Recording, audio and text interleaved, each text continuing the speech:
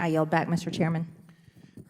Gentlelady yields back. Now, I'll ask my questions for 5 minutes. Director Gupta, when we recently met in my office, discussed the issue of fentanyl overdose deaths, you spoke about your mission and sense of urgency. Would you agree that illicit fentanyl is one of the most urgent crises facing our nation, especially considering that a majority of the overdose deaths in the United States are happening due to fentanyl? Yes, Mr. Chairman, and that's exactly the way we're approaching this. You're familiar with the supply chains of illicit fentanyl entering the U.S. markets, correct? You mentioned that. Yeah. Do you concur with DEA's assessment that virtually all the deadly fentanyl found in the United States is mass-produced by transnational criminal organizations operating in Mexico using China-sourced precursor chemicals and then trafficked across the border? More or less. It's being smuggled in both at ports of entry and in between ports of entry. So can you describe for me and for my constituents in Kentucky who will be watching this clip, what efforts Office of National Drug Control Policy has directed to increase the ability of law enforcement personnel at the border to identify and seize as much of the fentanyl as possible? Thank you, Mr. Chairman. We have significantly increased the ability of law enforcement to be able to do that. We have some of the highest numbers of law enforcement officials, including Customs and Border Protection, on the border to make sure, and we are investing in technology that is known to detect fentanyl when we have so much traffic back and forth, understanding we want to be able to detect every vehicle that we need to detect with fentanyl. We also, in President's proposed budget, is $500 million. It includes $300 million for technology to be able to do just that. So we've heard that the historic levels of illegal border crossings in the last few years has had an impact on the ability of Customs and Border Protection personnel with respect to the fentanyl crisis by diverting manpower and resources, and in some cases even temporarily shutting down interior checkpoints operated by U.S. Border Patrol that frequently encounter narcotics loads that made it past Customs and Border Patrol at the ports. So what has Office of National Drug Control Policy been doing to coordinate with border and immigration officials to ensure that they're able to respond to narcotics smuggling across the border? Thank you, Mr. Chairman. We're proposing and providing them more resources than ever before.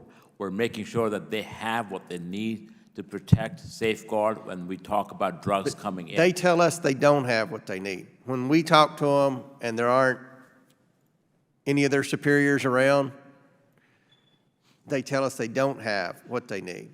I'll give you, Mr. Chairman, an example. I was down at the Arizona border. I talked to them same way when there were no superiors there. I asked them. I saw a gaping in the barriers, and I said, why isn't this fixed? They said, well, it needs to come through. I said, well, we're going to make sure that this gets prioritized. So we are listening to the folks on the ground, what they need. We're proud of the work they're doing, and we want to provide support to them in an urgent way. So does Office of National Drug Control Policy have the ability to direct agencies' funds in some cases? It is there, but it is inconsistent, Mr. Chairman. So what authorities do you have as director to certify or direct agencies' funding towards fighting the overdose crisis? Mr. Chairman, we have something called the Fund Control Notice that allows us to direct drug control spending on particular projects or activities to ensure that agencies are appropriately implementing those policies. But that's not consistent across. Do you have the authority over the Department of Justice or its component agencies? I think that one, based on a almost 30-year-old appropriations piece, we do not have that. That's a problem. That's not your fault. So that would include the DEA or DEA, the Drug Enforcement Agency, or Drug Enforcement Administration, correct? You don't have authority over DEA. We have inconsistent authority across the 19 drug budget control agencies, of course. So how has that affected your ability to respond to the opioid crisis? Well, I'll give you an example. During the Bush administration, ONDCP frequently issued this fund control notice to each of the agencies, restricting a portion of their available budget authority until they submitted a financial plan for the director for approval. That ability exists for most agencies, but doesn't exist for every agency. So my last question, I assume you would agree that criminal prosecutions of individuals involved in the illicit fentanyl trade are important at disrupting the supply chains, correct? Yes. Don't you think it would be a better use of Department of Justice's prosecutorial efforts instead of retaliating against whistleblowers or investigating parents at school board meetings to coordinate with you and go after the individuals who are poisoning the American people?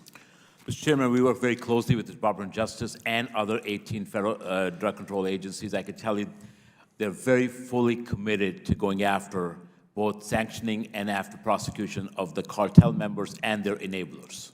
Well, we could debate that all day long, but again, I appreciate you being here, and that concludes our questioning portion. I'm going to now yield to Ranking Member Raskins for closing remarks he would like